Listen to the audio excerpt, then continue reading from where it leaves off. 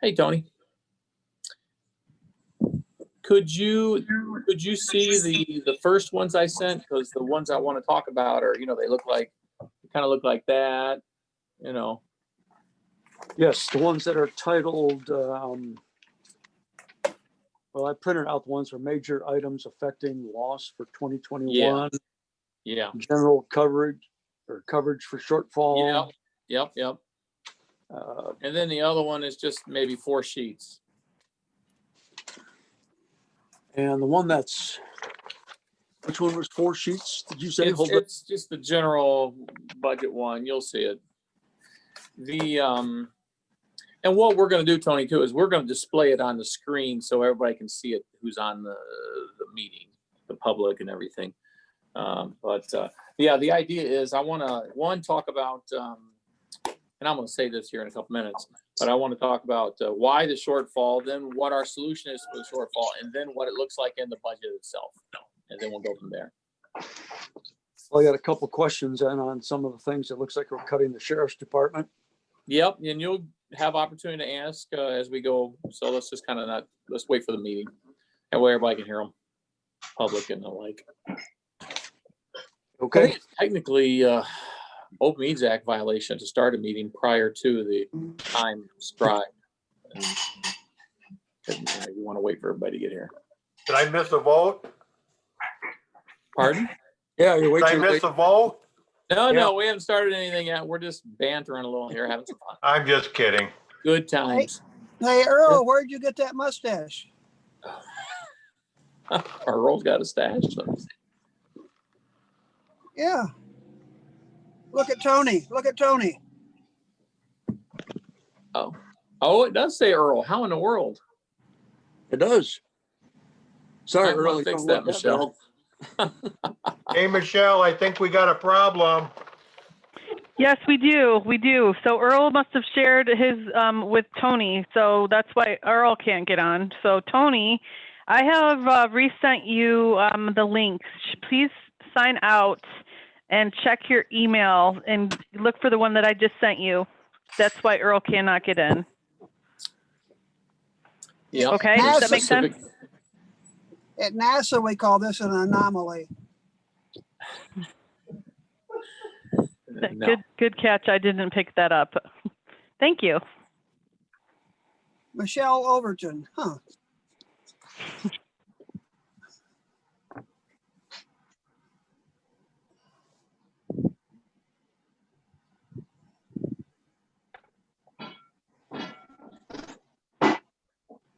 There's the Tony we know.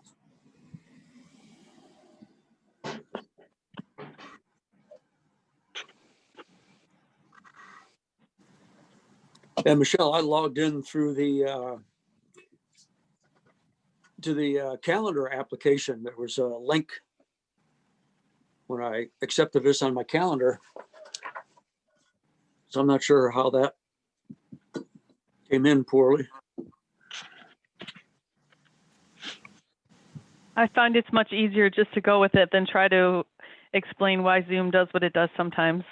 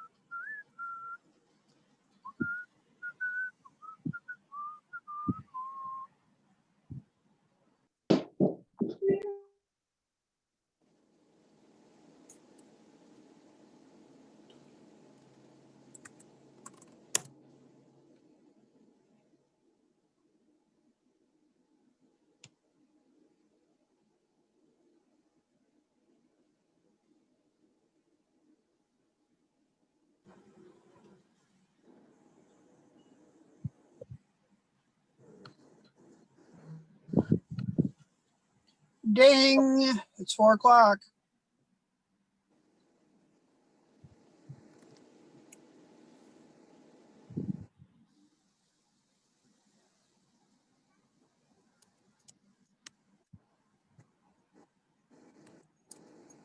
Mike, is Chairman Shotwell going to join us, do you know? I have no indication to think that he wasn't. I saw him at that 1 o'clock meeting out at Cooper Road there, Cooper Street. So I believe he is.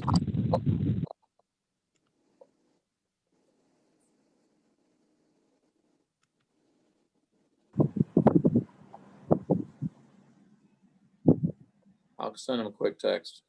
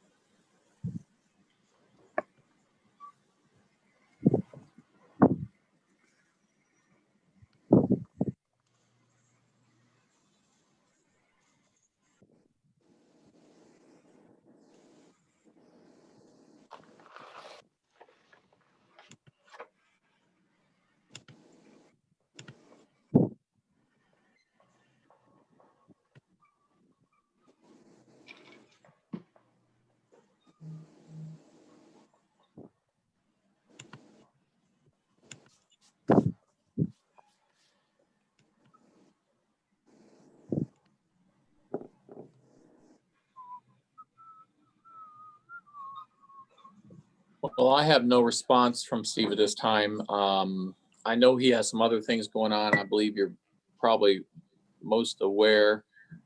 Well,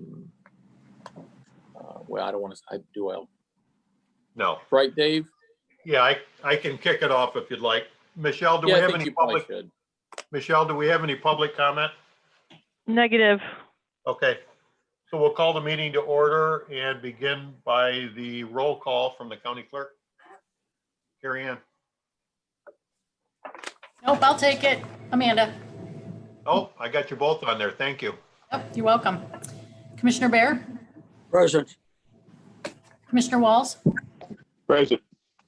Commissioner Kennedy, Present. Commissioner Duckham, Here, Commissioner Pileski, Here. Commissioner Mahoney. Good afternoon, Present. Hello. Commissioner Williams, Here. Commissioner Elwell, Here. Chairman Shotwell. 8 present. Thank you, Madam Clerk. Welcome. Next up, looking for a motion for approval of the agenda. so moved. Motion by Phil, supported by Tony. Any changes or corrections? All those in favor, make the sign, please. Approved unanimously. Takes us to public comments. Michelle, still no public comment? No public comment. Thank you. Takes us to the budget discussion. Michael, the floor is yours. Thank you, thank you. And not to be, what's the word I'm looking for here? I didn't mean to be obtuse or anything in regard to Chairman Shotwell. His mother has had some medical issues and he's dealing with that. So that's what's going on there, perhaps. Regardless, we do need to move forward. And what I thought I would do today, guys, is to spell it out for you here. I have, and Michelle's going to post here momentarily. I thought we'd start off and just review why the shortfall. And then after that, I'm going to review what our solution set is at this time. And then we'll take a look at the budget, both general fund and then all funds, just to give you a sense of what that looks like in the budget itself, is what I'm thinking. So with that said, I believe everybody has not only a copy, but it's on, should be on the screen for all to see. I don't know if you can make it larger or not, Michelle, but if you can, it's just easier for those. Thank you. And what I wanted to do is give you a sense of it. I know we've talked about it before, but I thought, well, it can't hurt. First, let me say that, and this will come up later. It's very evident when we look at general fund. that we are not talking shortfall by 2020 standards. So when you look in a few minutes, when we get to there, you'll say, wow, the general fund budget has, we're proposing $8,000 more in expenditures than in 21 than we did in 20. What we're saying here is if we do nothing, we would have a $2.9 million shortfall. And the reason we can do that is we know what certain expenses are. We know, for instance, that if the SRI deal isn't resolved, we have to pay it out of general fund. We know that, well, this is a little more iffy, but the state revenue sharing was going to be less than what we received in 20. Now, that was our best guess at the time, 500,000. We know that our insurance costs have gone up, our defined benefit for his pension, stuff like that has gone up. We know what we have budget for employee raises. So we know all these things that are going to go up over top of the cost or the budget of 20. So when I say we're looking to reduce or cut $2.9 million, that doesn't necessarily mean we're reducing $2.9 million from the 20 budget. It's really from 21. So it can be deceiving. I know, I think I've even remarked to some internally that, hey, it sounds like that Washington budgeting up there, but it's not. I assure you it's not. These are real cuts. And with that said, looking at the spreadsheet here in front of you, defined benefit contribution, 364,000. That's just what you think it is. It's the pension fund. We have an increase in that we have to account for, we have to pay for. And I'll move kind of quickly through these because I know you guys know what they are. The SRI, same thing. If we have to pay that. Now, revenue sharing, we put it in there, reduction to revenue, because it's not an expense, reduction to the revenue, but it has the same effect, creating a shortfall.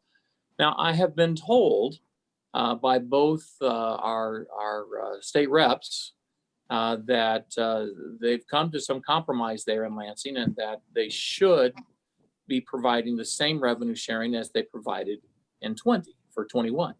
So if that's the case, we won't have to worry about that. But at the same time, their budget's not adopted yet. Until they adopt it, I don't want to take it out of my budget, if you know what I mean. Mike, Yes, sir.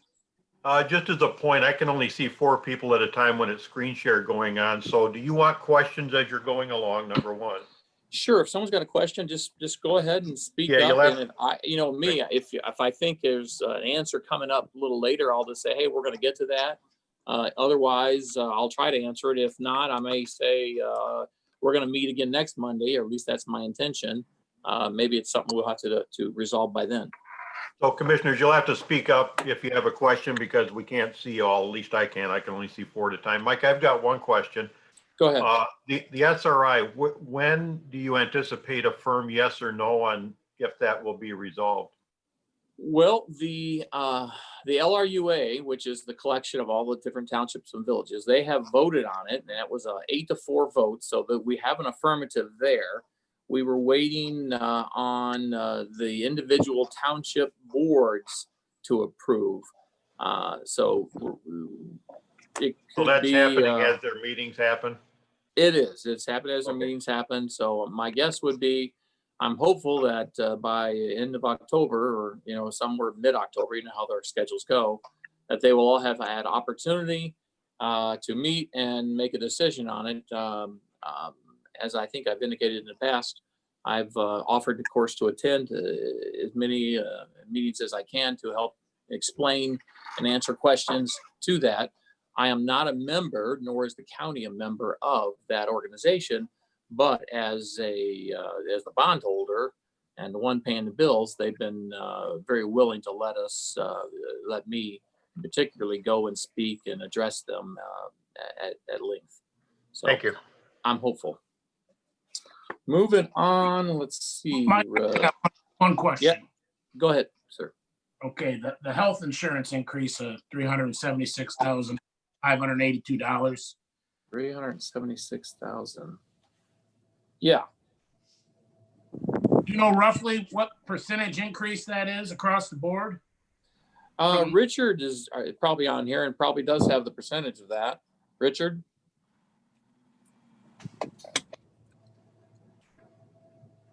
Can you hear me? I Yes. can now. Yes. I'm not sure what that is, but we finished our renewal negotiations with Blue Cross, and overall, the package is just coming in at less than 1%. So I'm not sure what's all in that number. It hasn't been shared with me. Well, then we go to Cecilia. Right. So basically what I did was took an increase of the insurance that I was told at the time, and I compared it to what we needed it to be. My number of employees are higher than what was coming in with what Richard has. So at the end of the day, my number is accurate, but that's the increase that I needed to do in our 21 budget in order to cover all of our costs. And my costs are equaling to what Richard has because my numbers are less. But that is the increase that we need to do for 21 compared to 20. How many more Okay. employees was that, Cecilia? I'm sorry, what? How many more employees was that than Richard's figure? Oh goodness, how much was that?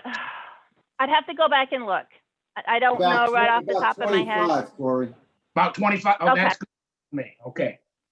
Thank you. Yeah, so But that's basically Sorry. when I was calculating my numbers back in the spring, summertime, I come up with like $14,280 a year per employee in order to cover all of my costs.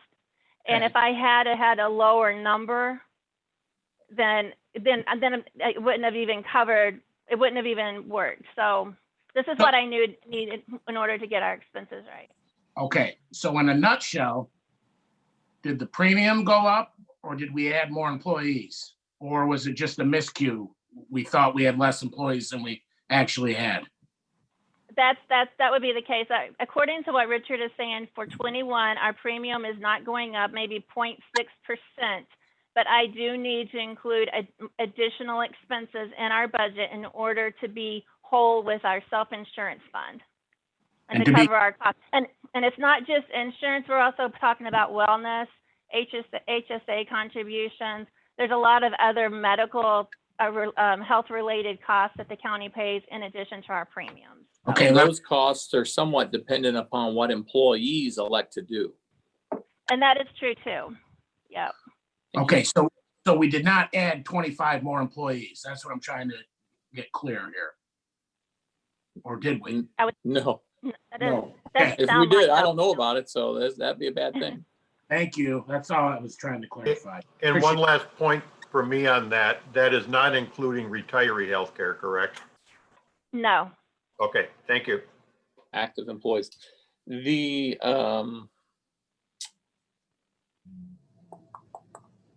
where was I? Childcare fund. Again, that's the childcare fund. And remember, we pay half of that. The other half's coming from the state. Landfill costs. These are costs, guys. We have a couple closed landfills that we have to maintain up until this year, just figures 2020. We have had enough money from the funds left over from the closure of the incinerator. When we closed the incinerator, we took that fund balance, set it aside for maintaining the landfills. And it had been paying for the landfill maintenance all the time for the last 20 plus years, at least 25 years, I'd say. Unfortunately, those funds are run dry. And now we have to fund it from general fund or find some other means of funding it. So that's the additional cost that we will, or the additional general fund monies that we have to contribute towards that to pay for it. Raises, that is 1% roughly, right there, that number. Health insurance we covered. Equipment, this is, remember, with no longer having delinquent tax money available to cover our capital side of expenses, we have, I believe this is the last payment for our IT purchase we made a few years back. Is that correct, Cecilia, last payment?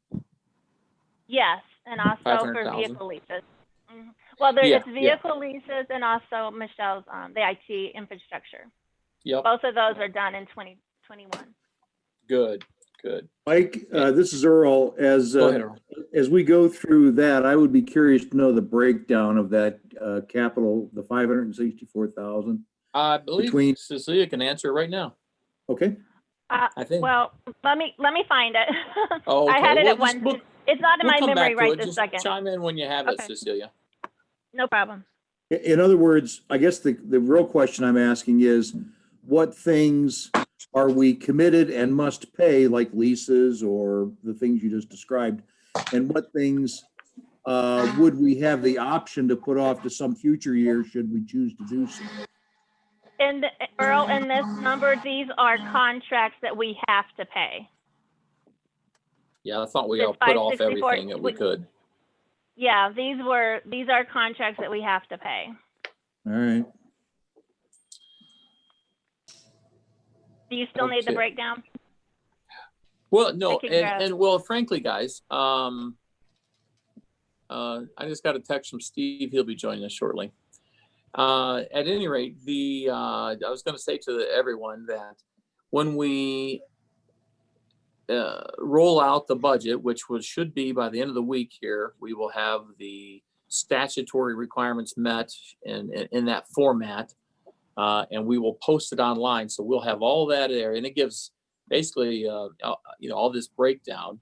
And then we'll have, of course, any capital purchases broken down. We have the detail for every line. Every line you see has many, many, many lines supporting it.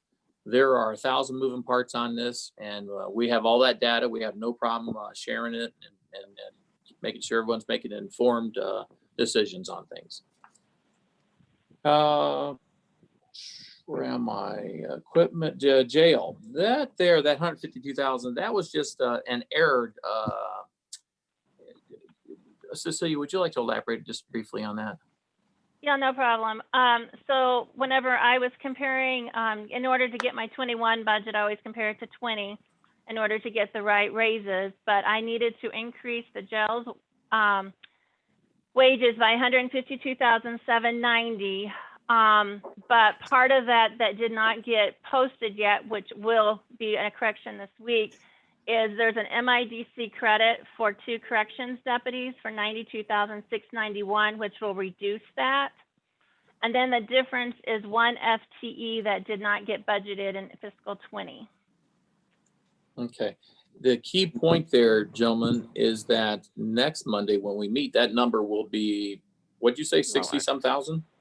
Yes, yeah. Okay. Yeah, let me see. I would preface that this is a working budget. It's a budget in progress. We're giving it to you as we develop it. And I can tell you this is probably, not probably, I am sure this is probably, this is the most in the weeds that we've been in a long time. And not that we don't do a good job on the budget every year. I don't want to say that. But when you have money, the cracks don't show. And I'm betting Steve just signed on and we lost Mike, it looks like.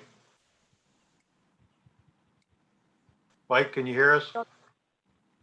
He's probably still talking. sorry. We can see it. We can see My you phone now. was on vibrate. My watch was ringing.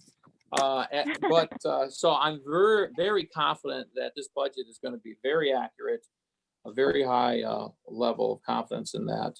Not that it won't be changed, not that we won't find things here, or not that the board won't decide that they want to do something different than what we've laid out for them as well. You have that obviously prerogative. Mike, So what we're I'm hearing you say is we're getting into the weeds a lot, but we're finding things that we should have maybe found otherwise, right? So it's a good thing. It is a good thing. It is. Right. No, I don't have a problem with that. I know Cecilia has found half a dozen little things here and there that it's like, oh, we need to correct for that. Sheriff Department, Cecilia, what is that there? It's an FTE that wasn't budgeted in fiscal 20. I'm actually Darn. working with the underserve on that one, so Yeah. find out. So Yep. And then allocation of pension debt. And you see that's a decrease to expense, which is a good thing. Want to explain that one? sure. So basically, Maximus had a suggestion for us, and when we were allocating our pension debt, to include all DB and DC wages in that calculation, because the pension debt is actually a legacy cost that really affected the underfunding of all departments within the county over a period of time. And so this is actually their share of that underfunding of the DB plan. So If this, I- Yeah, this is Earl. I mean, effectively, that doesn't change the cost of the DB plan. It just lays off Nope. some of the costs that would otherwise be charged to the general fund. It's going to get charged somewhere else. Isn't that right? That's correct. This is the pension debt. So this is our bond payment that we're paying. But we're So- we're laying it off Yeah. to other funds, not general fund. We're sharing the cost of all this legacy cost that happened in the past and using all wages in order to do that. And that excludes medical care and road department? No, road is included in that. Road isn't. has their own share. Yeah, we actually have an allocation of what is actually the allocation from road, and road pays their own. Thank We you. do a transfer in for that. But you're right, medical care facility is not part of this. Not That was medical what- care. Yeah, right. But yes, Earl, you're correct. We're reallocating, and this came from Maximus, that they think we were not equitably sharing those costs, legacy costs, which is Mike, helpful for the general fund. Mike, this is Phil. Go ahead, Phil. I thought, isn't this dependent upon how the stock market does? Not this debt. No, this debt is a debt. We borrowed money to make our pension fund whole, and the debt is a fixed amount. Well, it's got a schedule. Yes. I thought it floated up and down with the, No, that would be Exactly. the annual required contribution floats. okay. Sorry. Not a problem. Property tax revenue, increase in revenues.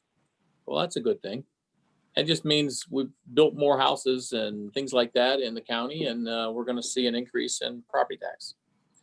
Interest income, on the other hand, is falling off because as you spend your reserves, you don't have as much money to invest, as well as the interest rate market is terrible for money in the bank.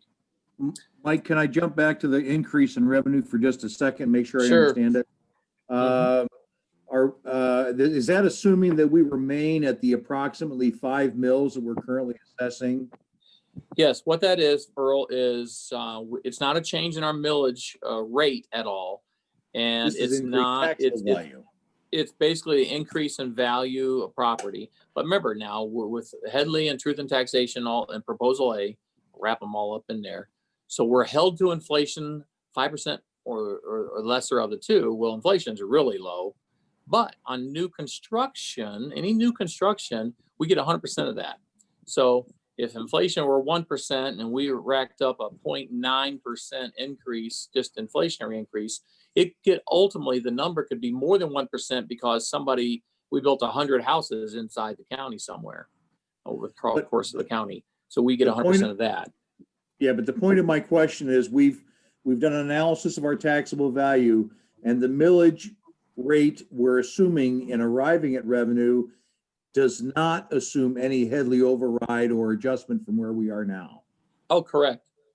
Okay, Yeah, that takes a vote of the people. okay.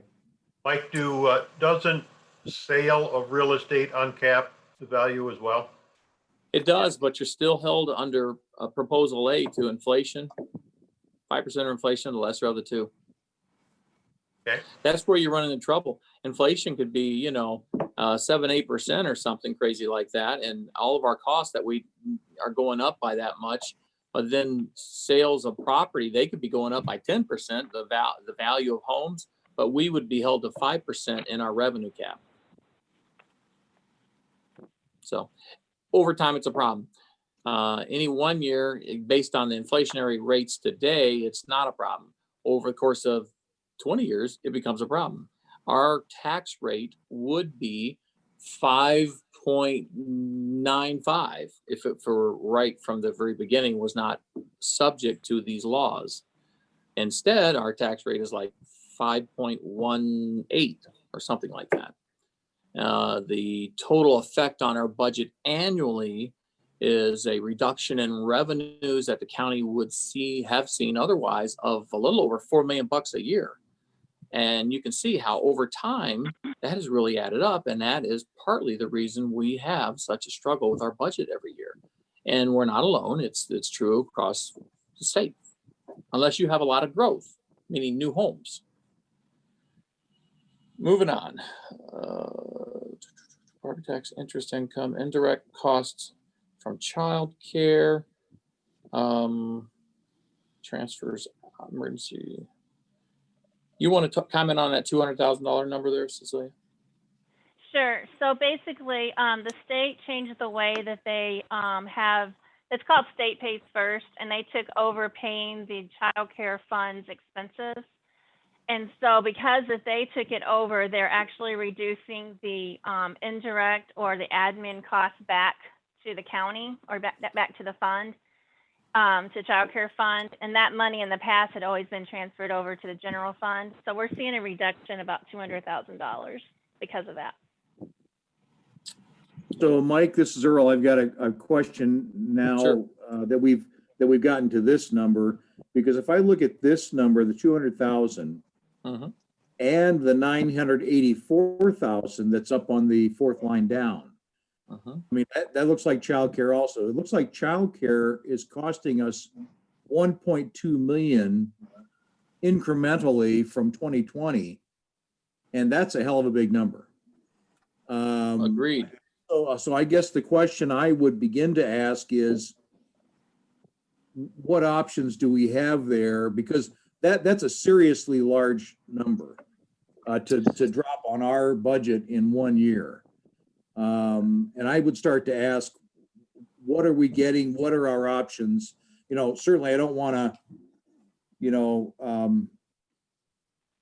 kick our kids to the curb, but 1.2 million is a big, big number. And am I thinking you got that correctly? That it's those two numbers together?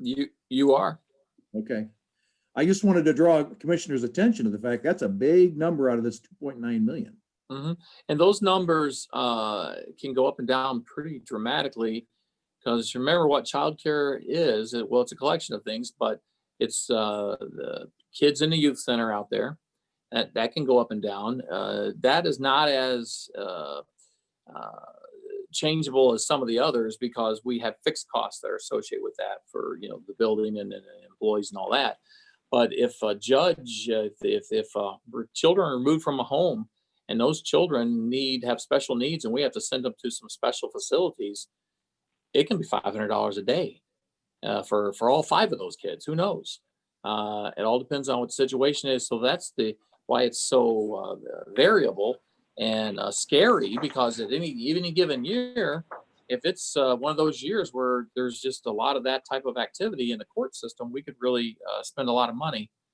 The 200,000, that is just what it is. What Cecilia said, that is the state's taken over administering those monies, and as such, they're no longer willing to pay the county that 200,000. So it's a cut from my perspective. So if I can Anything you follow up on, if I can follow up then, and I'm sorry to kind of back up to the 984,000, but in arriving at that number, have we been extremely conservative in arriving at that number, and that number could be a lot less when the time comes, or what would be your observation with respect to that? Cecilia, you want to comment first? Yeah, sure, no problem.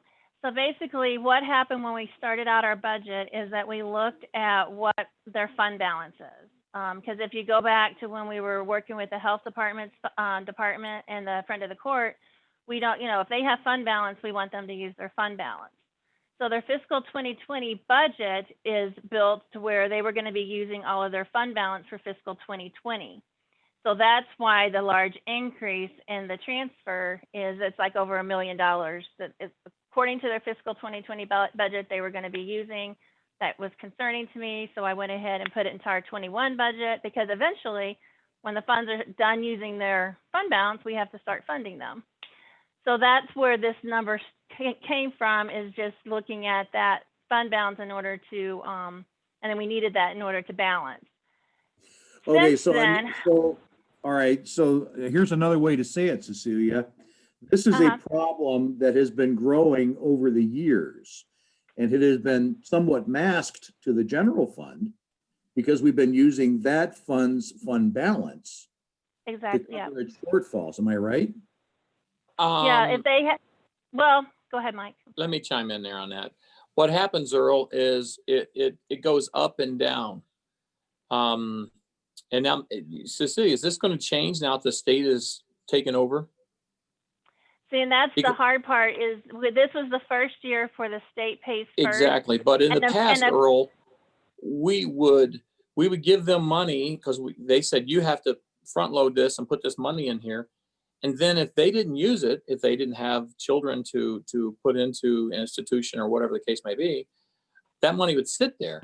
And so we would have put a bunch of money in and then they didn't spend it. So their fund balance would grow. Then the next year we would reduce our contribution. So what would happen, it would go up and down the budgeting on that, kind of cyclical like that. Now with the state making a change, we're not, well, obviously we're at this point, we're not totally sure how it's going to go. But at the end of the day, we're responsible for 50% of those costs. You know, it'll be what it'll be. That's where I struggle is we could say, well, we could fake it. We'll just cut the number in half, make ourselves feel good. But at the end of the year, if they spent a lot more money, we have no choice but to pay it. And it creates a challenge for sure in the budget world. Mike, can I interject a question about how or why we're mandated to pay that? Was that from a consent decree by a prior governor?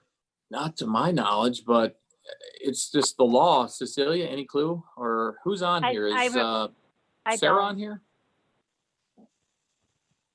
It wouldn't be Sarah, it would be Charles or. Oh, that's right, Charles. I'm Chuck. sorry. That's friend of the you're court, okay. Sarah. Yeah, I don't know if Charles. I or would Chuck tell is on. you, gentlemen, that I did, when we met with Circuit Court, not to talk out of school, but when we talked with budget about all this, we stressed that, you know, they need to be seeking best practices. Is there other ways of providing these services? And they're very much needed.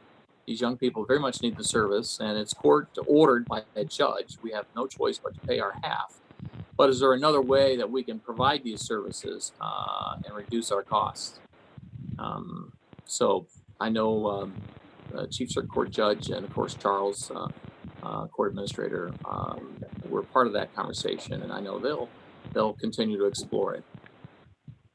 Mike, I have a follow-up question to that. Sure. So if I understood you correctly, the state pays half of the expenses for this item line? Yes. Okay, so additional question, just in terms of income or just, I guess maybe procedurally, I'm not sure if this happens. Now, we do receive children from out of county, is that correct?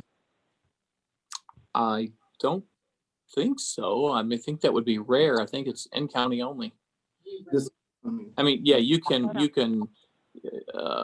if we have space, we could lease or rent out space, true. Okay, so in our youth center or something? Yeah, youth center. Yeah, we can do that. We have done that. Okay, well, good. So in the event that we do have a child that comes from outside of the county, is the county that they're coming from responsible to compensate for the child that's in our facility? Oh, absolutely. They have to pay whatever rate that we request. They know that coming in. Okay, and then you also mentioned that the state pays their half of this at the very beginning. Well, Cecilia, how does that work now? Well, they're paying the bills, and then they, whenever part of the billing to the child care fund has the expenses on there that we record as an expense, and then we also record revenue. So we may get a check for $20,000, but then it's kind of grossed up between revenue and expense. Teresa Bunch keeps track of the accounting over there, and so I could get more information from her if you. In Circuit Court. Now, Cecilia, how has that changed from this prior years? So in the prior years, on a quarterly basis, we would send a certain dollar amount, like 500,000 or however much it was, on a quarterly basis to the state, and then they would, again, what you were saying, they would use that money up, using that money to pay the bills, and then sometimes they would even run out of money and then come and ask for more money. So that Mhm. happened last year, which caused a huge deficit. But and then they would just bill us like they would normally do for however many children that we have or whatever, foster care and that type of thing. And then also the indirect rate would be included in that. So then is it So- then fair to say that in some cases that the county is paying more than half? If we have the expensive, if we're given money up front and that money is then spent, then we have to send additional. Wouldn't that mean that we're spending more? I think it had, well, in the past, it all had to do with their billing. They would reconcile it through billing. And that's also what they're doing now is that the state is billing us back half for what they're spending. It's reversed. It's reversed now. It's really goofy this year. So it's kind of hard to have Right, a it used to be comparison just from year the to year. opposite. Yeah. And in the end, we pay half. They settle up. In the end, we pay half. I don't believe we pay more than that. It's No. just that the state, there's been times when, what was it, a few years ago, they were 6-9 months behind in making payments. I Well, mean, they still are. They're at least 3. geez. 3 or 4 Yeah, years. I mean, 3 or seriously, 4 they were so bad that the counties got together as a group, MAC, and had a special meeting to complain as a group to the state, saying Well, you're going to break the bank here. So would that attribute to the flow that you were speaking of? I didn't hear you. Would that attribute to the ebb and flow that you were speaking of? Yeah, it makes it, the budget goes up and down on it. And the truth is, it goes up and down partly due to administratively how the state functions and pays bills timeliness. And of course, probably the larger part of it though, is just the flow of need of children, of families. As the need grows, we have to put in more, and as it declines, we put in less. So And like I say, in the past, if they build up fund balance, we generally try to next year to wean that down. And as Cecilia said, we've had years where there's been at least 2 I can think of in my time here where we didn't give enough money and they have come to the board and we've had to make a mid-year adjustment because they were, let's just say they were nervous. Sure. I mean, I agree with Commissioner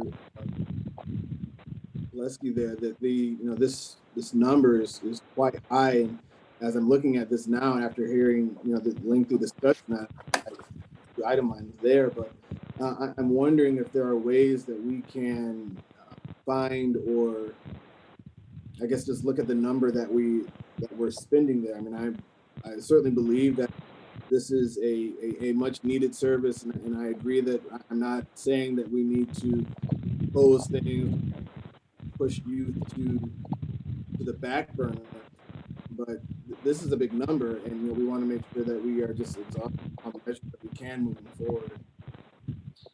We don't disagree. We would like to see some of the variability in the number reduced. But at the end of the day, though, this is one of those numbers that the number's the number, and we have to pay it.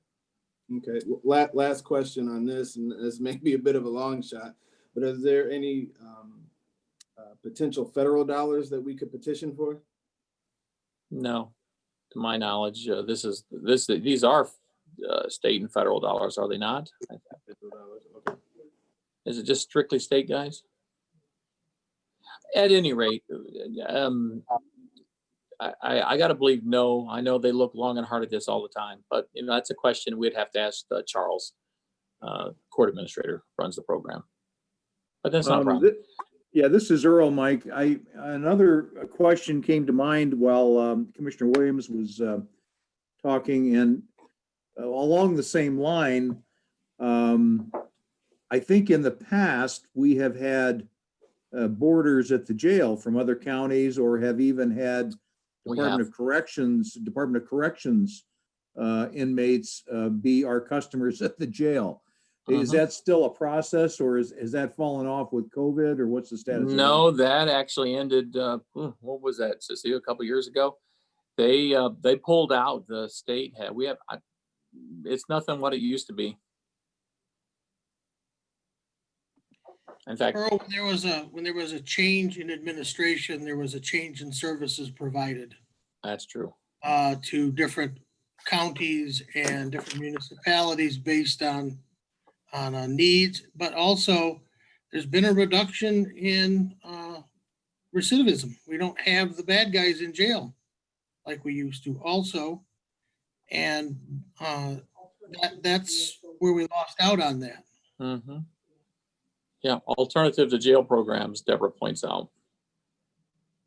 So We also moving- had, we also had a couple of programs that involved reintroduction of prisoners who had finished their sentence and had corrected themselves and were being reintroduced into society as we worked Okay. with them. If you remember, I think Earl, the last 2 years you were here, we talked about halfway houses being located throughout the community and the discussion on that program.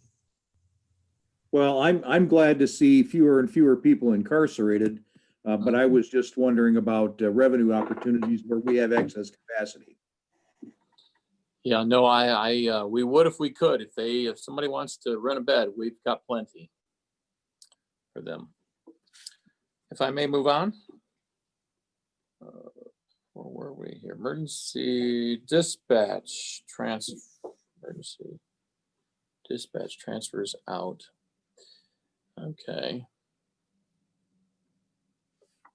And well, that's just, go ahead. So the indirect and other things, Ryan. Right, so this is just the general fund transferring over to emergency dispatch, additional costs that they have for this year. We had indirect rate of they have 68,400. Their debt service increased by 43,970, and then there was retiree health of about 60,000. So there's just their operations though are right in line. It's just that they had these additional costs that we needed that they had that created us to increase our transfer out to them. Yeah. Then the airport. I'm sorry to be problematic here, Mike. No problem at all. Earl, go right ahead. I beg the indulgence of other commissioners.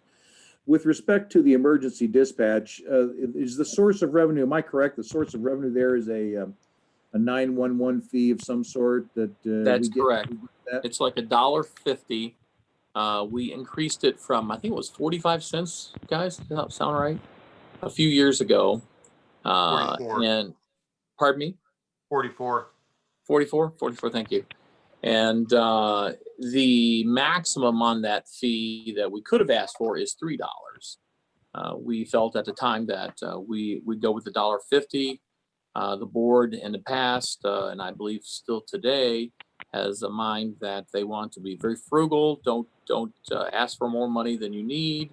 Keep us on the other side over here hungry and fighting for every dollar, scrapping for every dollar. And that was kind of the thinking there. Unfortunately, with the costs being what they are for this and that, and direct costs and some of those costs, it's not enough. So they get the $1.50, and then now they need a subsidy. Actually, they've needed a subsidy for a couple of years. So that was the point of my asking the question, is that it has an independent source of revenue which we control. That's correct. And it takes a vote of the people to change it. I'm sorry? It takes a vote of the people to change it. Okay, but I'm just saying that the source of revenue in that particular case, which is specifically designated for that purpose, is no longer big enough to cover the costs that are incurred. That's true. Mike, is it worth pointing out that part of what we did with that money is make the bond payments on the radio project? Well, yeah, we sold that as we're going to upgrade and update our 911. We put in new towers, new radios, new everything. Yeah, and we went to 800. And we bonded to do that, and that money on an ongoing basis makes the bond payments in addition to running most of dispatch, correct? It runs dispatch and makes the bond payment.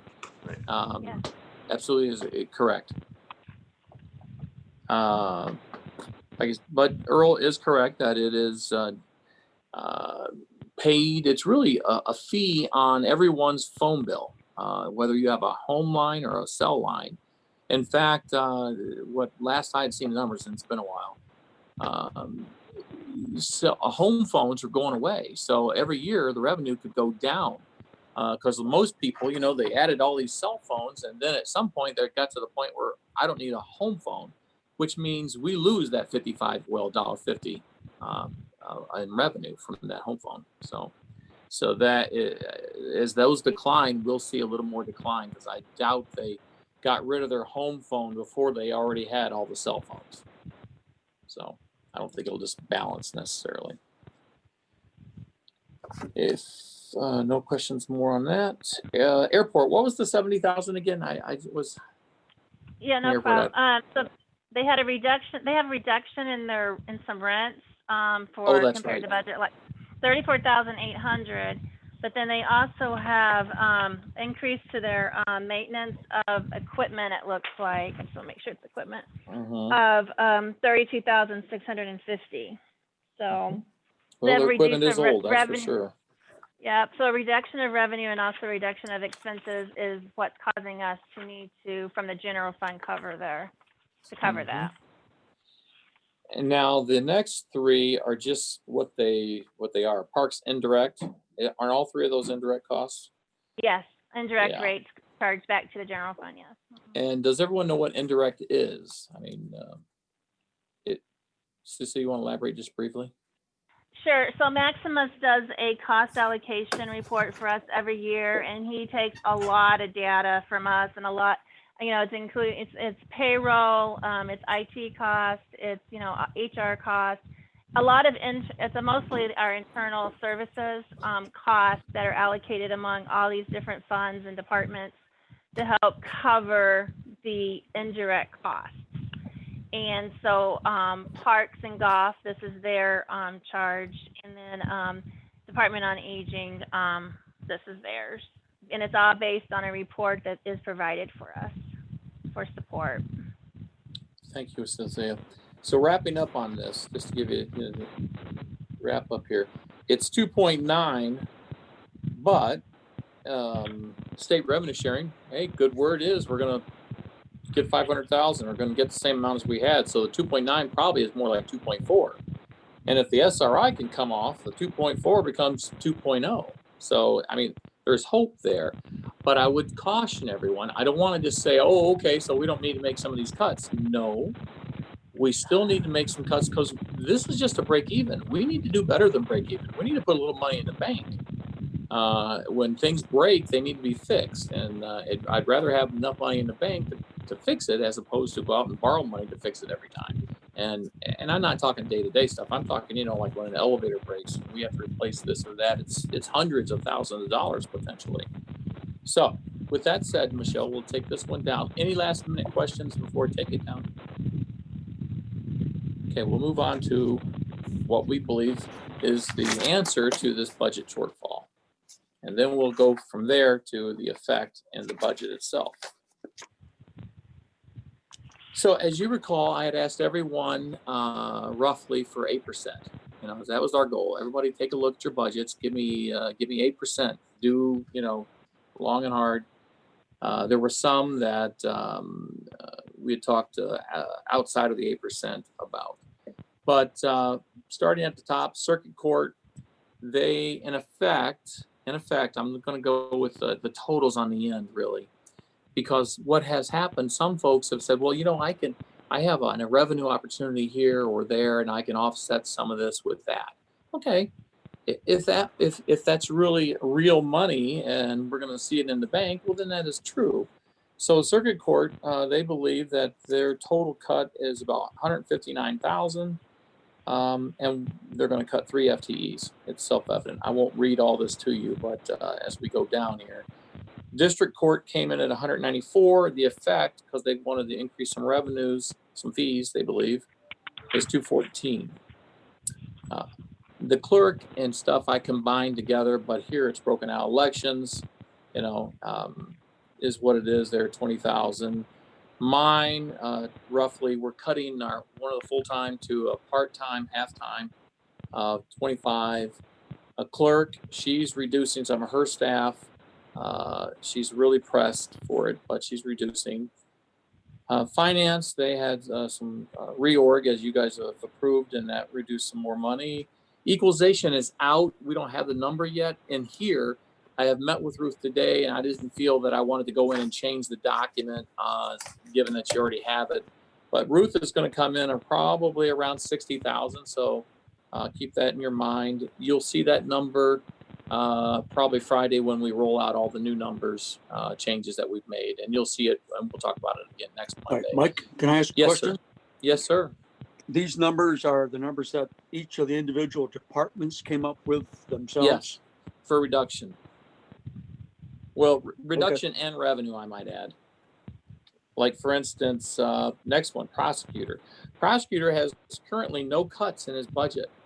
What he has proposed is he assures me that he's going to have a grant, and it's a grant and some, what was it, forfeiture money? Yeah, forfeiture Cecilia? money. Yeah, Yeah, it was forfeit, yeah. forfeiture money 60,000. and a grant. The forfeiture money, I think, was 60,000, I believe, Cecilia. Yes, And that adds up to about 150,000. Well, he says that this grant, should be received notice here by the end of the month, so probably next week, if not this week, that he's received it. To hear Jerry talk, he's 100% confident he's going to get it. And truth is, if he gets that, that's new money. He doesn't have to necessarily reduce, but in fact, he needs that staffer to do the work of the grant, if I understood it correctly. Correct me if I'm wrong, Cecilia, on that, but no, that's all correct. so assuming Jerry is correct there, that is the case. Now, if Jerry doesn't get the grant, Jerry has a plan B. Jerry, I should refer to him as the prosecutor. He has a plan B in which will involve some reductions in his staff. He has that laid out. I don't have that available to me at the moment. We talked it through, and I know he couldn't make the meeting today, so we'll talk about it probably more next Monday, if that would be okay with everybody. Mike, there'll be time for that before we adopt the final budget based on what he's told you on. Oh, yeah. In fact, the budget that we were asking you to adopt, we won't adopt that thing until October 20th. So if he didn't have the grant in his pocket by then, he's just going to have to go to Plan B and reduce his budget by, what was it, close to 160,000 or something. Can I interject one more thing while I'm talking? Can we get the Excel spreadsheet updated with percentages on what those numbers are representing as far as a percentage? You asked department heads and elected officials for 8%, correct? I did. That was the ballpark we used. We said, Right, hey, I get that. But I'd be curious to see the percentages there if we could. not a problem. Well, next Monday, we'll have it all on there for you. Because what we'll do next Monday is generally we'll take another look at these and see what if any of the changes have been that come to light and how it may have affected the budget, and we'll add the percentages. GIS, we have a retirement there. We have three people in that department. There will only be two moving forward. MSU, is Matt on? What I thought I'd do is ask Matt to give you the overview on what does it mean to reduce MSU to minimal service level is how I understand it. Maybe it's the wrong word choice, minimal service level, but a reduction in services. Matt, if you're here, could you share with the board what that looks like, what that means to our program? Sure, I'd be happy to do that. Thanks. If you could Mike. speak up too, please. Yes, good afternoon, commissioners. That service level, so with the memorandum of agreement between Jackson County and MSU, there is $92,000 of that agreement is the base assessment. So that's a small operating amount plus the 4-H staff for the county. That provides you your base program, and that's a standard process across the state for counties to have your base assessment. Since the beginning of this MOA agreement process, Jackson County has opted to also fund an additional 1.2 FTEs of agricultural staff for Jackson County specifically. That has been in the form of 40% of a position for consumer horticulture, running the Master Gardener program and such. And then also 40% on Phil Toko, who does primarily food safety, but is sort of the local agricultural voice in the community. And then also 20% on both Tom Guthrie, who does equine management work, and Mike Metzger, who does sheep and goat work for Jackson County specifically with that funding. So what you see represented in the budget here, the $126,000, that is the 1.2 FTEs of agricultural coverage for Jackson County specifically. So that would mean that Jackson is no longer investing in that coverage for those educators, taking you back to the minimal service level of having an extension office with 4-H staff, also our nutrition programs and others. It doesn't necessarily mean that those educators will not be in Jackson County. We'll have to reshuffle the deck and see what we can come up with for funding, but they wouldn't have a specific service level for Jackson County. So for example, without that 40% funding for the Master Gardener program, Bob Burkalt probably won't be providing horticultural services directly to Jackson County. We wouldn't have a Master Gardener class, which, as I presented in my report a week or so ago, has happened since 1978. That would have to extend to participants going to other areas to receive that service because we wouldn't have coverage specifically in Jackson. So we would have a reduction in service predominantly around the agricultural coverage that Jackson receives because of that reduction, but that's what would take you back to your base services, and I'd be happy to answer any additional questions. Commissioners?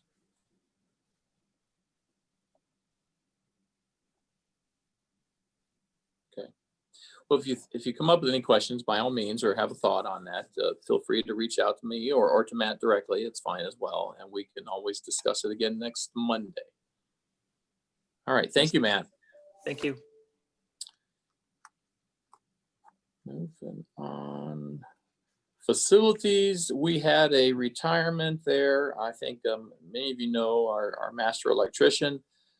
Great guy, served the county well, will continue to serve the county. I know he's a big volunteer out at the county fair and things like that. So unfortunately, we can no longer afford that position, and we will have to contract out when we have need for someone of that level, master electrician level. Jail, sheriff jail, yeah. This here represents that 268 is 3 FTEs. I believe that is 2 corrections officers and 1 deputy. Is that not correct, Cecilia? That is correct, yes. And then they've got $150,000 in revenue. That comes from commissary fund. We have verified that those monies are available, right, Cecilia? Well, actually, 45,000 of it is commissary fund. What's the other? But, I don't remember. and then we also had Waterloo, maybe as a Oh, additional. yeah, Waterloo. That's right. Thank you. Yep, and then also recreational marijuana of 20,000. Yeah. In fact, it's listed down at the bottom there, right in front of me. 20,000 recreational marijuana, 85,000 Waterloo. And now the Waterloo contract is not a done deal yet. The Waterloo contract is yet to be approved by both Waterloo and this county board, of course. But the sheriff believes that that is going to happen. Mike, can I interject a question here? Yeah, yes, sir. On the revenue from what you're calling the commissary fund, is it truly the commissary fund? Or is it a combination of other funds? And do you know what the balance is in the account or not? Or Cecilia? Yeah, it's actually, Go ahead. I'm sorry. It is actually coming from their commissary checking account, and there is a fairly healthy balance in there. We did verify. I don't know what it is, right? Yeah. We did verify that the phone money is not a part of that. Is that correct? I forgot about that, but the last I knew that was true. I forgot to contact Chris, but that's my understanding too. Okay. Do you know what the balance is in what you're calling the phone money account? We don't have a phone money account anymore. We don't. The phone, when I first started, the phone money account was going into a custodial account, and it was ins and outs, and it was not our money. But that's not happening anymore. So where's the money? the phone money is actually going into the general ledger. Exactly. But I can, yeah. Okay. It's not a separate fund. Phil Duckham here. Go ahead, Phil. $20,000 recreational marijuana. Is that a tax we receive from the sale of it, or are we buying inmates marijuana? I think that's revenue from the sale of marijuana, right? Cecilia, the law? That's my understanding, yeah. It We get a sounded like share that, of those sales. Yeah, the sheriff's department, they are legally mandated to receive a portion of the tax. So that's how Chris was explaining that to us. That's refreshing to know. Okay. Well, that's The money actually spent well, disturbing Phil. to know, Phil. It's actually disturbing in my estimate. Okay. All right. Other questions regarding the jail sheriff at the moment? Okay, revenue sharing. And Mike, just for information purposes, he did say these were positions, they just are not refilling. Correct. It didn't sound like there was actually any layoff. It was just Right. open positions they aren't filling. Correct. And you'll recall the number we had asked, 8% adds up to over $900,000 for the sheriff. These numbers here are just, they're just shy of 500,000. This is what he said. To go further would be literally jeopardize officer safety if we were going to continue with road patrol and those sort of things. And I said, well, I'll tell you what, this is what you believe you can do. We will go with this and we'll put it into the numbers and we'll see how it all shakes out and go from there. If we can meet the needs of balancing our budget and creating enough wiggle room, we'll kick that can another year. And because this isn't the last year, we'll be asking for budget cuts and things like that. I have no doubt that we'll have to look at this again in the not too distant future. In fact, every year we generally have, but not to this extent. Well, revenue sharing, that is what it is, obviously. That could very well be resolved. I think it is. I hope it is. Retiree healthcare costs. This is one that we have not really got into the weeds on. Richard, just you're up. If you would like to take the board through, give them, what it is, what it isn't, how it'll affect retirees and who is involved and what the costs are associated. Yes, okay, so this is the proposed changes we have to the retiree. You need to speak up, please. Can you hear me now? Yes. Okay. These are proposed changes to both pre-65 and post-65 retiree coverages. Pre-65 is increasing the current $100 deductible to $250, which is consistent with the active deductible in our HMO plan. The post-65 is all around the RX card, which gets all of the retirees at the same level. We have about 200 retirees at the level we're recommending. The others have anywhere from $3 to $5 drug cards. This gets everyone to a $10, $20. How many retirees total, Richard? We have, one minute, and I'll pull that up for you.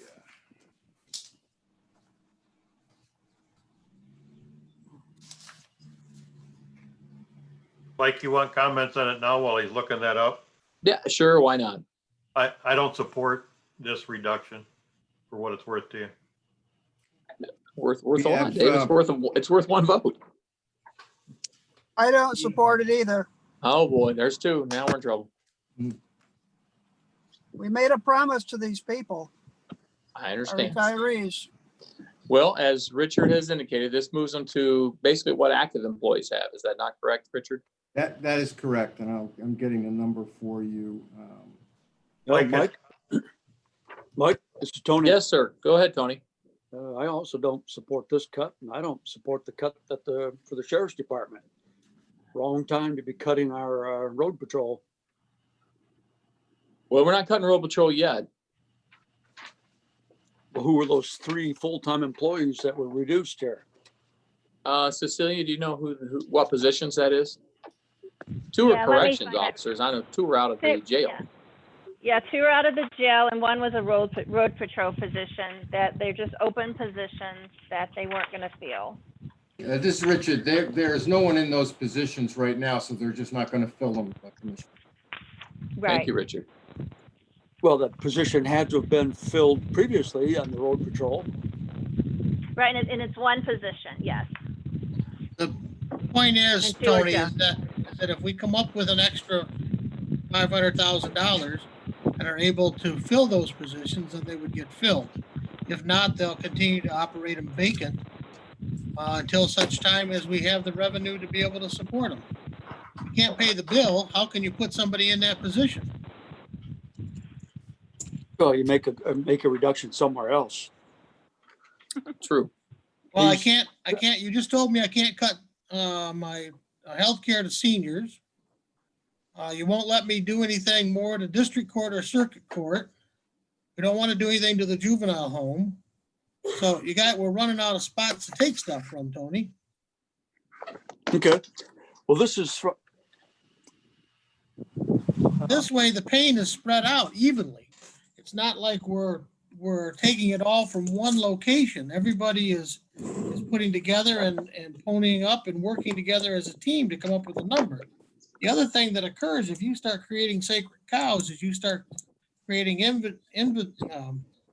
department heads and employees turn around and tell us that we don't think that highly of them. And, we all know that's not true, but that's what's looked upon. So we've got to try to be as judicious and fair as we possibly can on these reductions. I mean, I don't like any of them. I don't like any of them at all.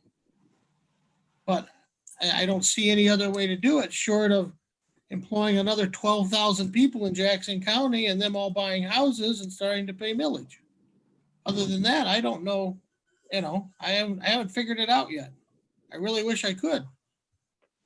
Even Mike, I got a comment. I agree with most of what the chair said, but the retirees group is a group that's really voiceless in this. And, we've looked at potential changes to healthcare for them through my 18 years on the board. And there was a time when we got a report from HR that listed some of the pensions that some of these people get and how small they are because they've been retired for so long. And some of them are paid really a pittance, and they don't necessarily have the ability to increase their income to cover what the increased cost would be. And it is a small amount in the budget. I think we can find another place to take it from. And I agree with what Tony said or what Phil said, that these are promises that we made to them, and most of them are not in a position now to increase their income to pay for the increase in cost it will be. And I just won't support it. I understand. I'm glad I have an eloquent vice chair who can share, who has a shared opinion. Richard, how many again retirees do we have? You asked how many post 65. So in other words, the folks that just have our RX card and they have the Medicare supplement. There are 478 post 65 retirees, 200 of them that already have the drug card we're recommending for the rest. Okay. So what Dave is referring to are those folks who have the $1 or $5 drug card or whatever that card is. And those are the other, Right. Say free. That is correct. There are 39 with a $3 copay, that would go to $10. There were 210 with a $5 copay, that would go to $10. And then 29 with a 10, 10, 20, 20, and it would go to the 10, 10, 20, 40. Okay. I understand what you're saying, Dave, and I agree that the promises were made, but those promises were made and there was no funds ever set aside for it. That's a fact. And so now we're faced with that. We have a lot more retirees than we have employees. Or is that right? Am I thinking right? Yeah, I think that's right.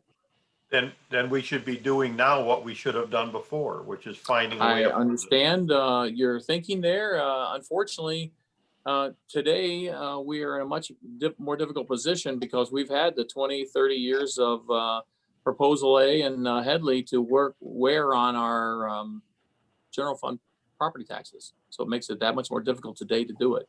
I'm not saying we can't. I'm just saying there are clearly there are challenges there. Oh, we Can I have ask a question, please? go right ahead, please. Richard, this is Commissioner Kennedy. And I just want to be clear. I know you said it, and I just want to know exactly what they're, when we're talking about the retirees and we're talking about the ones that will be affected that haven't changed yet. What is their current deductible and portion that they're paying, and what are we moving to? The pre-65 retirees, Commissioner, have a $100 deductible. Okay, We're asking to consider a $250 deductible, which is consistent with our active HMO participants okay. and still very competitive, quite frankly. Yeah, mine's 1,000. Mine's 3,000. Yeah, okay. So, is that the only change? That's the only proposed change? That's the pre-65. The post-65, we're proposing to get everyone on the same RX card, Which is, repeat it again. which is getting everyone to an RX card that is essentially a $10 copay for most of the drugs. Those are generic, $10 specifics, and then 20 and 40. We've got 200 on that card already, but the rest is what we're saying we'd like to move to that card, and that's the other part of the savings equation. And those, And would indi- you- those individuals, I'm sorry, let me just finish. One last question. And those individuals were currently paying what copay? None? The post-65, Commissioner? Yes. Be 5. It's sort of, we've got a few at different levels. So you've got, let me go over that again. So post-65, you've got 39 with a $3 drug card. You have 210 with a $5 RX card and 29 with a 10-10-20-20 card. Close, but the Gotcha. change we're recommending is 10-20-40-40, which is what the actives have and what 200 post-65 retirees already have. Okay, thank you very much. You're welcome. This Phil Duckham, I got a question or a statement. I just bought health insurance for my people at Modern Waste. And our agent made us aware that if you request generic, you can get all the generic medicines you need. I'm not trying to plug anybody here, but Walmart sells them for $4. All their generic medicines that you request.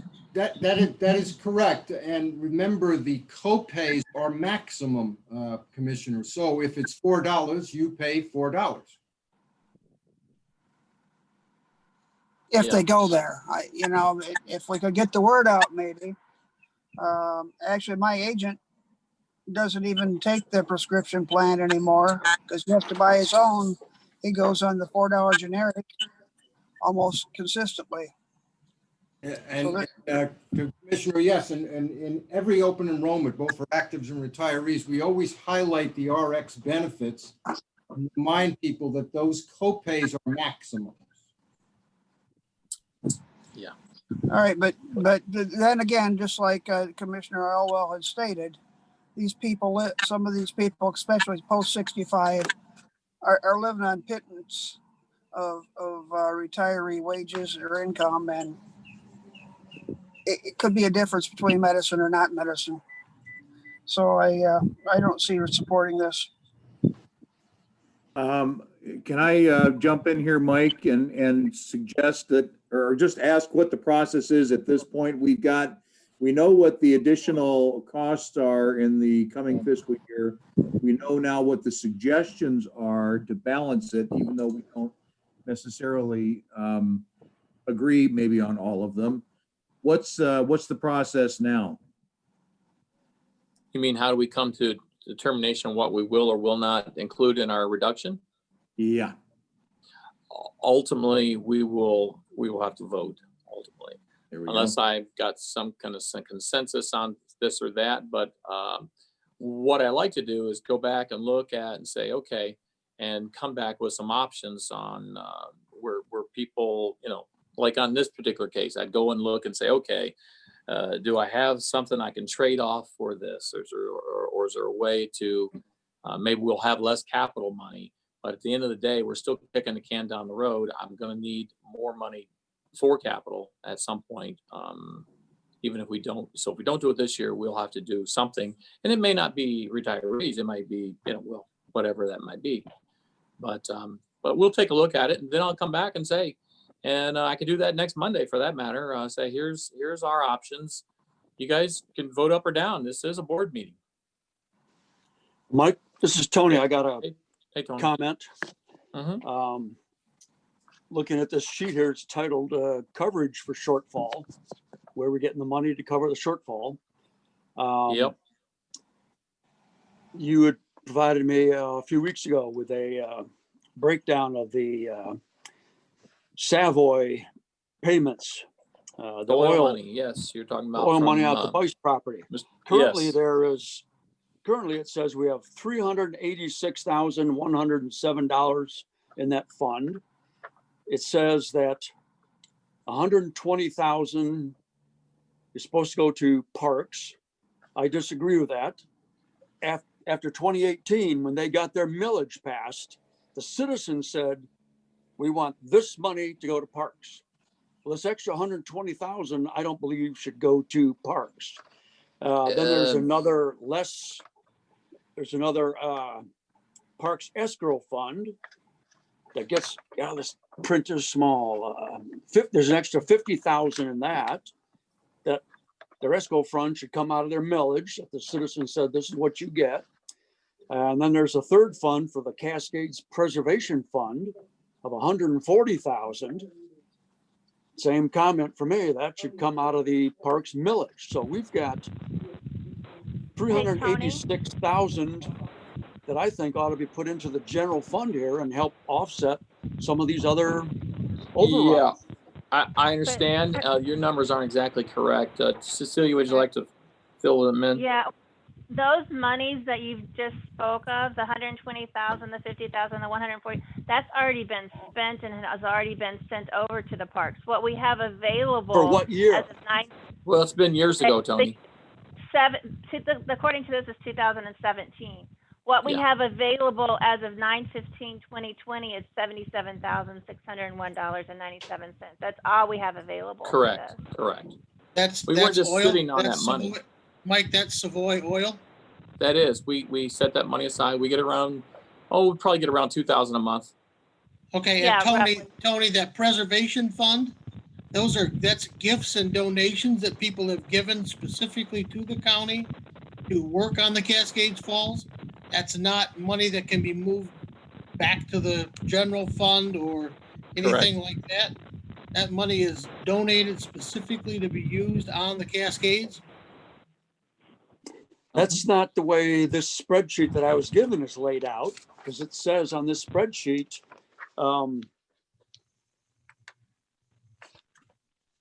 See how you have this, reserves less expenses to date. The reserves less expenses is 386,000.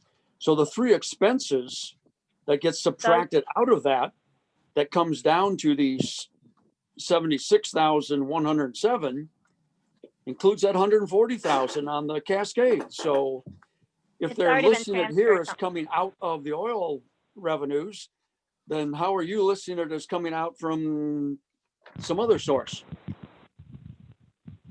Cecilia? It was transferred to these funds. I mean, it was, that's why it says less amount appropriated, which means it was spent for those funds. It was sent over to those funds as a transfer. We're just showing you where the money was spent. Uh-huh. And that And spreadsheet. so now down there. exactly. All right, So well, I reconcile this every single month, and all we have available is $77,601. The rest of it has been spent or sent over to those funds to be used. Yep. All right, we shouldn't send any more funds over to those for the rest of this year. And for next year, we shouldn't send any funds over to those. And so as you said, we've got $77,000 available. Where does that show up on this other spreadsheet that says coverage for shortfalls? I'd like to see that $77,000 in there.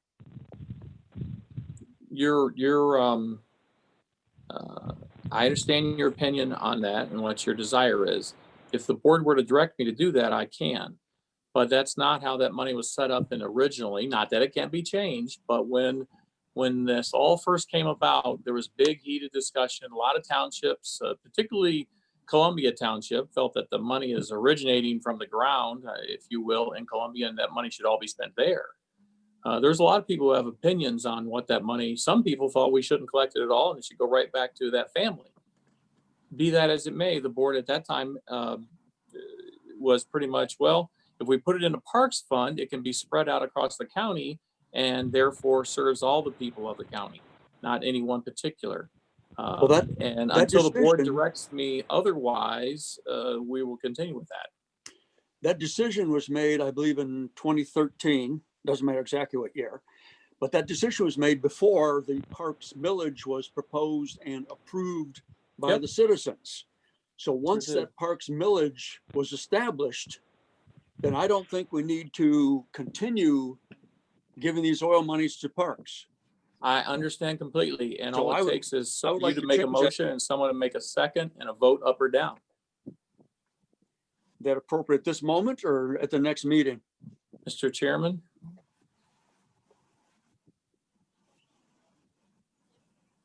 Chairman Shotwell, are you If- still on? Yeah, I'm still here. If a motion is made, I'm going to ask that it get redirected to the Administrator Controller's Office to return with some history and also some direction on where to spend the money. I realize that We'll do a staff report and all. Tony's talking about that, but I wouldn't want to make a motion and second it and do it now and vote it up or down without looking at all the possibilities. We may be restricted on where that money can go. And I would want to make sure, especially with everything that's going on now with the Supreme Court. I would just like, a simple review. Tony, if you'd like to ask the Administrator Controller's Office to review where the Savoy money is going from the Boyce property, then make that motion right now. Okay, I'll do that. I would ask the Administrator Controller to review where the Savoy oil profits coming from the Boyce property are going. Review what date the decision was made to give it to Parks, and review what date Parks had their own millage for their own expenses. And if he could review that and give us a report at the study session, I would appreciate it. I'll support it. Or sooner. Discussion? Go ahead, Phil. Just wondering if this money could all be tied up with the Supreme Court decision and be considered part of the delinquent tax revolving fund and not even ours to spend. That'll be part of the administrator's report, I assume, Phil. Does that need to be a friendly amendment to his motion? No, I would think that your questions are part of Tony's Okay, questions also, and we'll just wait for the answer from the Administrator Controller's Office. I'm sure he'll take it to legal review. Exactly. I have a motion by Tony Bears, supported by Corey Kennedy. Is there any further conversation?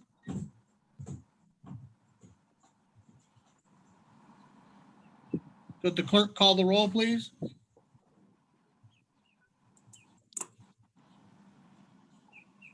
Hi. Yes, can you hear me? Yes. Okay, thank you. Commissioner Bear, Yes. Commissioner Walls, No. Commissioner Kennedy, Yes, Commissioner Duckham, yes, Commissioner Plesky, Yes. Commissioner Mahoney, Yes. Commissioner Williams, Yes. Commissioner Elwell, Yes. Chairman Shotwell, No. 7-2. Okay, there you go, Mike. Not a problem, gentlemen. Okay. Where were we? Can Michelle put the document back up, Mike? Yes, please.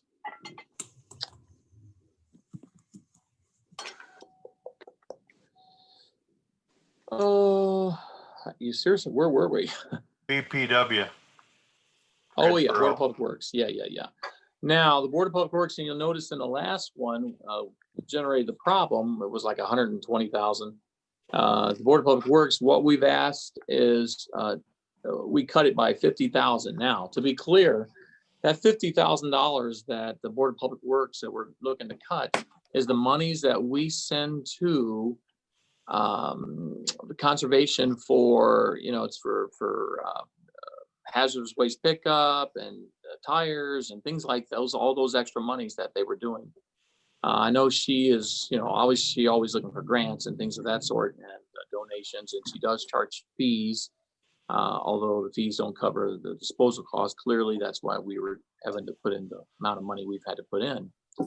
But that is the recommended cut reduction in that program. Thoughts?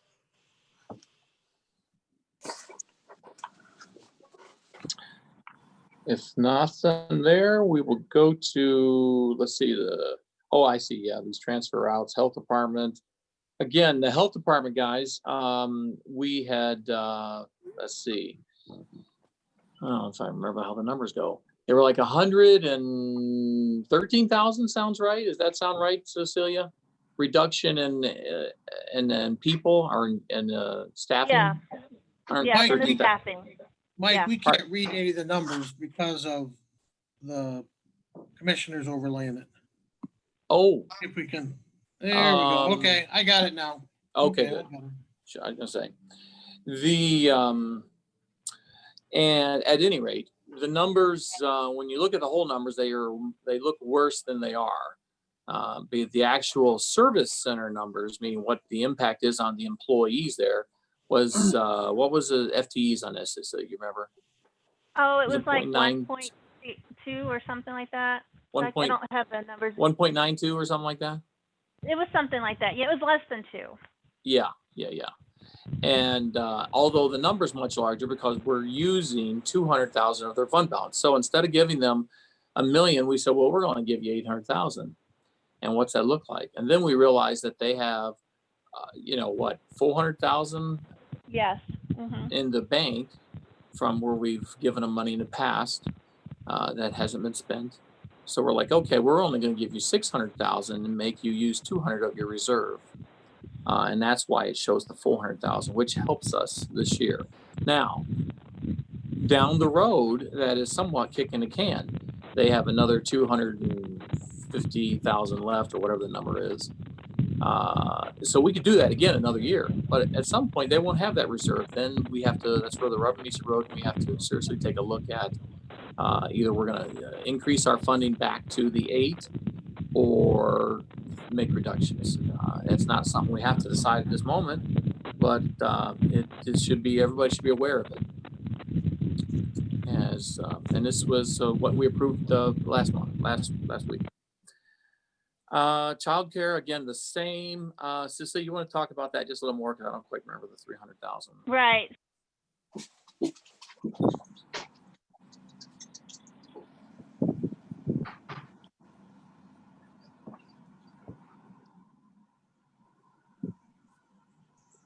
You have it? I Mike, unmuted this is- myself. I unmuted Go ahead, myself Phil. and I got muted again. Go ahead. Go ahead, Phil. Okay, this budget deficit is basically caused by the COVID incident, isn't it? No, there's other things going on there. Yes, I mean, there's the Supreme Court decision, the Raffaelli decision that we're all running scared from. That could cost us money. That is costing us money that we're having to make up for. And so there's more than just that. So in your opinion, even if COVID had not been happening in Jackson County, we would still be looking at a budget deficit? Oh, we would look at be cutting our budget. Yes, we cut our budget. How much last year was it, Cecilia? Oh goodness. 1 point. Part of that was what we had health insurance that helped us out with that last year, but Yeah, it was but $1 million. It was was a like million. 1.8 million. I mean, the sheriff department, didn't he reduce his FTEs by 4? It was, 2. was it Well, 2? 2 for road patrol, and then maybe 1 or 2 for jail last year too. You So remember he that? made some. Okay, my question's been answered. I just wondered about kicking the can down the road. This was What caused we've, by COVID, so maybe we shouldn't be so hard on ourselves here and kick we the have been can. And cutting, Phil, as I you know, think we've been cutting for years. I've been here 15 years, and I think every year we've cut. You were cutting before I got here. That is true. And it's always a combination. We've cut and then we've kicked the can a little. But you know, eventually there's too many cans been kicked and you got to start dealing with it a little more direct. And not that we haven't, but because Okay. it's And just that's how why our fund balance is down to a minimum. that's correct. That's exactly Yes. correct. Mike, I've got a couple of questions. Go right ahead. Is that Earl? One is that within the coverage issues, I don't see anything related to the SRI situation. Isn't that another upside? It is. If that gets resolved, that will be $400,000. Okay, so that's something I wanted to draw to your attention. That's not in here, in the fixes. Okay, that's number one. Number two, I think Phil makes a good point in that for many years, including when I was on the commission the first time, we were cutting and we were, trying to make things work. And I think I'll send an email out to try and specify this more clearly, but I think it would be worthwhile to know or to see a comparison of our revenues and expenses in the general fund from a period prior to the collapse of the economy in 2008 until now, to see what were the revenues then, what was the effect of the collapse in taxable values, what has been the effect of degradation in our millage by virtue of Headley, what has been the changes by virtue of the various millages that have passed. And I think what we're going to see is the big differences between 10 or 12 years ago or whatever that was, and now we will see the differences start to show themselves, and they're likely going to be in the realm of health insurance and pension costs, and or maybe other things that we do or don't do now that we used to do 10 or 12 years. Is that an exercise that I would find it interesting to see, but is that an exercise that it would be possible to do? Earl, We can I do that kind of remember. exercise. I don't know if I can do that kind of exercise before we get this budget. I to can the remember, table. Mike, I can remember. We're operating right now on 15-year-old dollars. What a dollar was worth 15 years ago. I mean, the inflation factor is eating away at that dollar for 15 years.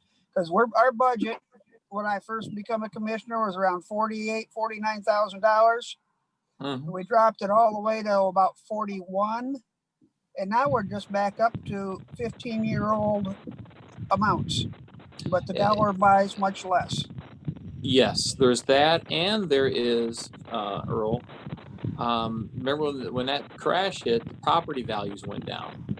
So that means all of our revenue from property taxes, ultimately went down. Well, I think that's part of illustrating why it is that we find ourselves in this annual agony of trying to balance a budget, to demonstrate to the public and to us why our revenues are not what they have seemed to be or what they should have been. And that's going to be illustrative to us.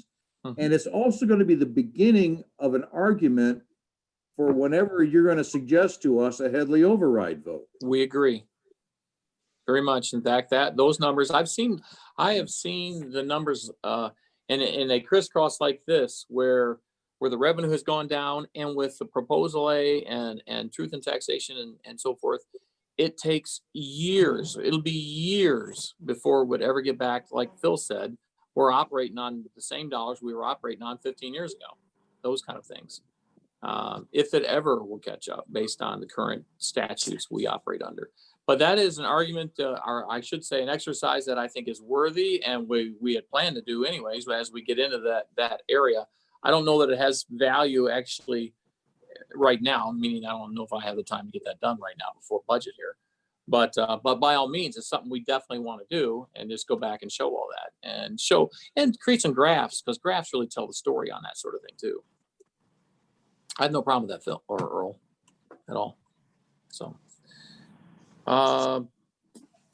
If there's no other questions on, one other quick thing in regard to Earl's comment there about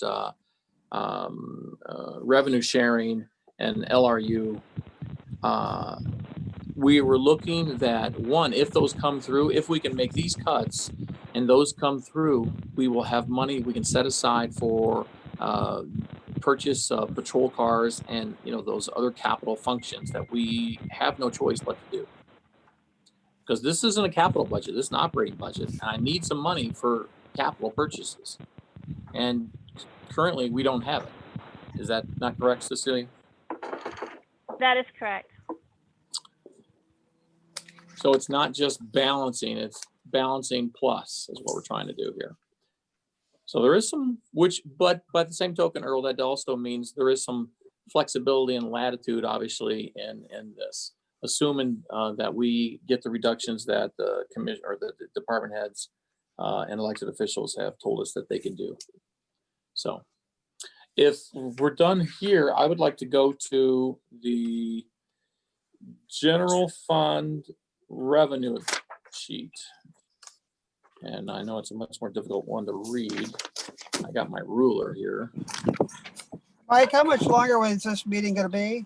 As long as you would like it to be. I've got 6% battery left. You need to plug in. I'm in my car. I can't. Okay. Well, let me say that can we make that bigger? Help people maybe move up to the top board. One of the things, again, I started off with this, and I'm going to allude to it here. Not allude to it. Say it again. Is when you look at general fund and you look down at the bottom line on it all, it says that we are increasing our expenditures in general fund over from 20 to 21 by $8,232 is our best guess right now. And so it's like, well, wait a minute, how can you cut almost $3 million and still increase your number by $8,000? That's the kind of throws people. And hopefully we've explained that our number, when we say this is our shortfall, it isn't that we have to cut our 20 budget by that. It's we have to grow our monies by this much in order to pay the bills. Because every year we have cost increases, be it pension costs or health insurance costs or employee wage costs, all those sort of things. In fact, even if the board chose to give 0% increase in wages, there's still union contracts that have costs associated with them, step increases for time in the saddle and all those sort of things that increase our costs every year. So there's all those kind of, I don't want to say they're fixed, but they're fixed variable costs. They're always going to go up. I'm not seeing them go down. So by making the reductions in the programs and increases in revenues, as we've described the last hour or two, we come to almost break even of $8,000 increase, which is obviously holding ourselves basically constant where we are in here. And you can kind of look through and see how it all reflects as proposed currently in here. Rather than go through this line by line, and we'll spend more time next week, a lot more time going through this than we did the first two items we just went through. I don't think we'll need to spend nearly as much time on that. But at this time, anyone have any significant questions that you really want to throw out there and get me thinking about, or I can answer right now in regard to this? Anybody? I would ask, this is Earl. Mike, I don't know that I've seen this version of the spreadsheet. Is this a newer version? This should be the one that you received, when did I send this out? Friday, Thursday? Friday. It was Friday? Friday. Okay, thank you. I'm sorry. I'll look for it. I'm very Not a sorry. problem. I'm sorry. Mike, I have a question. This is Phil Duckham. Yes, sir. With our reduction in the jail guard or jailers staff, I think that was a couple of our reductions at FTEs and the sheriff. Are we up against any kind of legal requirement on how many we have to have per prisoner? Not per prisoner. I don't believe anything like that, but there are, obviously, staffing requirements based on the layout of the operation and, that sort of thing. In fact, they're operating, I'm pretty sure they're operating without these two people now, if I'm not mistaken. Cecilia, is that correct? That was my understanding, how Chris was explaining it. Yeah, that was mine too. It wasn't that he had to lay off people. He just didn't have to, he's just not going to replace them. Right. We did talk to him about, this is only 500,000. Where's the other 4? That kind of thing. And pressed. And like the sheriff said, I guess I would have to close down maybe one of the barracks, that sort of thing, which obviously very much limits the capacity issue or creates potential issue there. But there are certain limits, Phil, that where we start to run into trouble. I mean, if you cut it enough, you could literally, we have 2 jails. We ended up having to close down 1 or something. So I was just thinking of how we sometimes end up with legal issues down there. Nope. And if we have a reduced staff, we could leave ourselves in danger. You always do need to look at all those kind of things. And frankly, we don't want any of our employees to be injured. Those, as you guys know better than most, can be very costly as well. Or there's a whole array of problems you can have with those kind of things. So we need to operate within safe measures. We have to rely on our public safety experts. In this case, the sheriff and undersheriff is the ones who at least met with us to review what they could or could not do. And they didn't say they couldn't cut more. They just said that it would be drastic in a sense that they may have to maybe make changes to literally close some of the facility or something to that effect. So we need to take a look at that. Other questions? Anybody?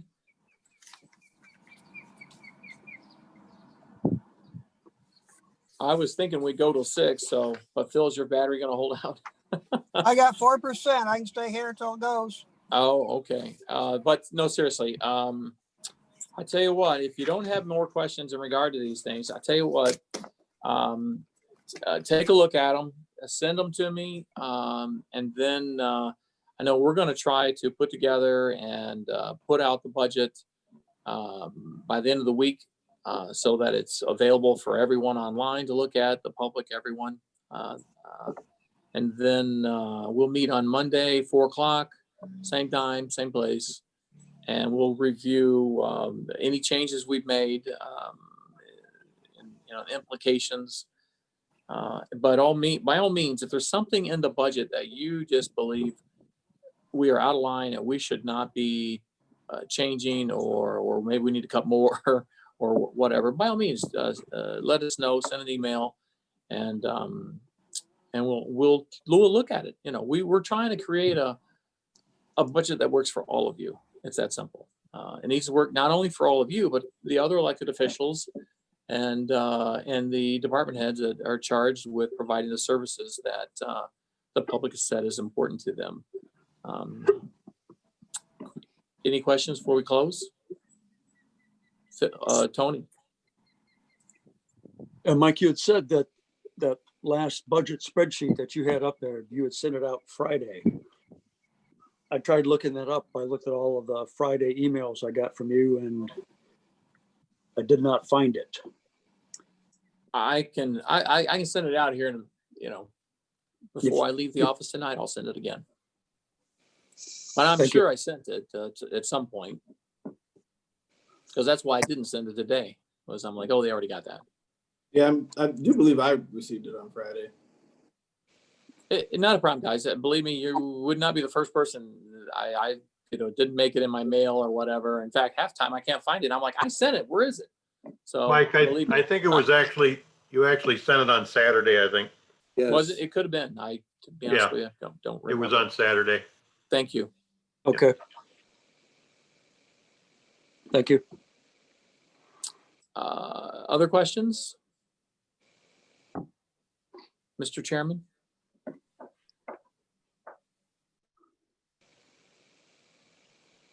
I'd like to make a comment. I think we had a good meeting here and it gives everybody a good understanding of where we're at. Good meeting. Any other comments? Entertain a motion to adjourn. So moved. Moved by Darius, supported by Phil and Earl and Rodney and everyone else I see through my romper room mirror. Thank you very much, gentlemen. I appreciate it. All in favor, please show the sign or Mr. say Chairman, aye. can I interrupt? Yes, We ma'am. didn't do public comment for the second time. I apologize. Michelle, do we have any public comment? No public comment. Okay. You've completed that. We have a motion on the floor. Are you happy with the motion, Amanda? Yes, I am. Thank you very much. Again, show the sign or speak up, folks. Thank you very much. Aye. Those opposed, we're done.